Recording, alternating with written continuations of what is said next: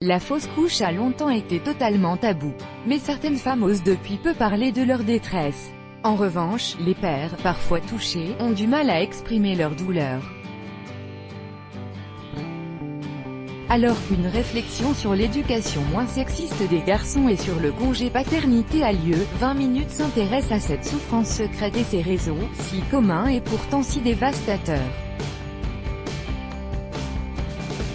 Si la parole commence à peine à se libérer sur la difficulté de traverser une fausse couche, elle se conjugue en général au féminin.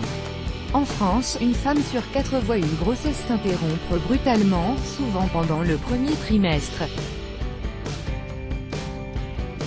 Certaines stars comme Nicole Kidman, mais aussi des femmes anonymes osent depuis peu dire leur détresse, parfois le soutien ou la banalisation des médecins, la solitude aussi.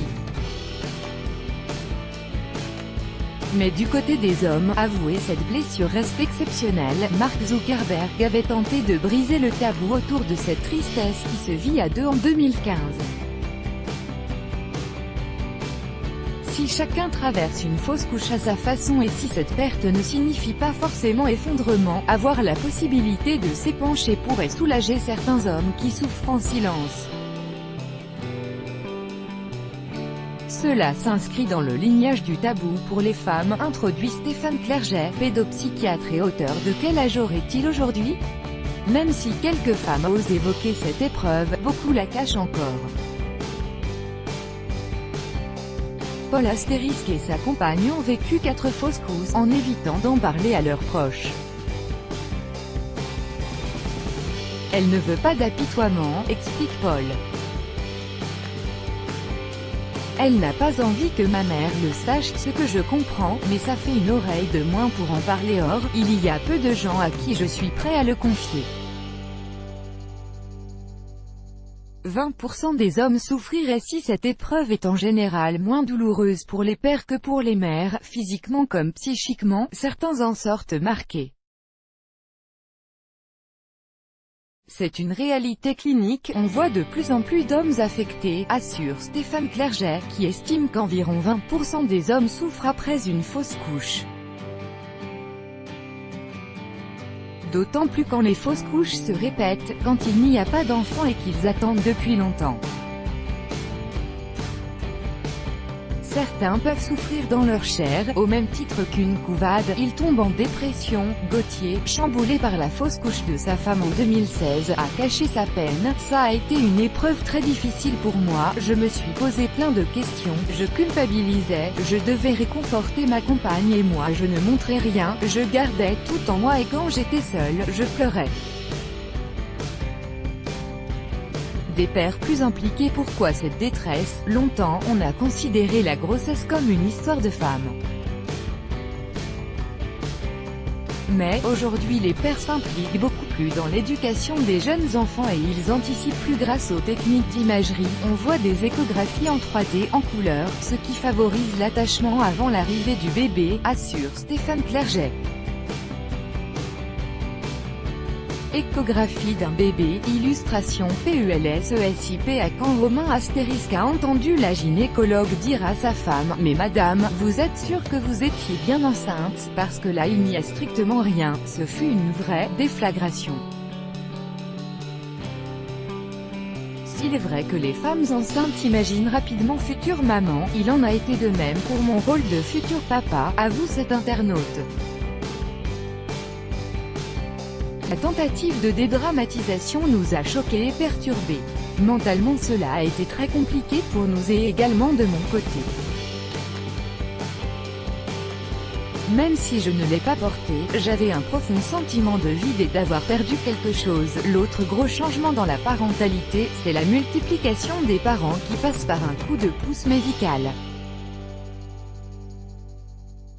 L'infertilité ne cesse de croître, chez les hommes aussi, avec les techniques de PMA, ils sont impliqués dans l'élaboration de ce projet et dans la progression de la grossesse, reprend le docteur Clerget.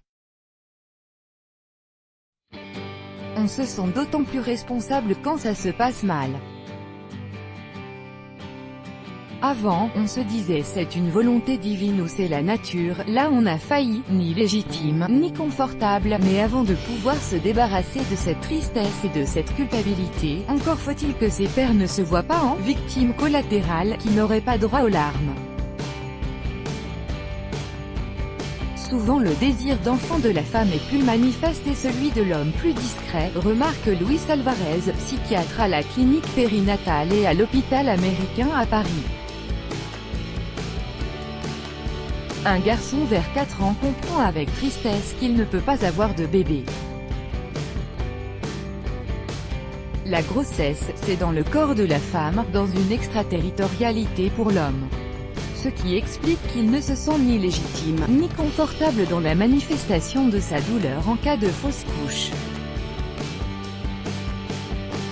Ils considèrent que leur rôle est davantage de soutenir leurs compagnons endoloris et endeuillés, ils ravalent, occultent leur propre peine, illustration d'un couple de futurs parents. Au Gabriel, 20 minutes en effet, beaucoup d'hommes insistent sur la douleur de leur partenaire.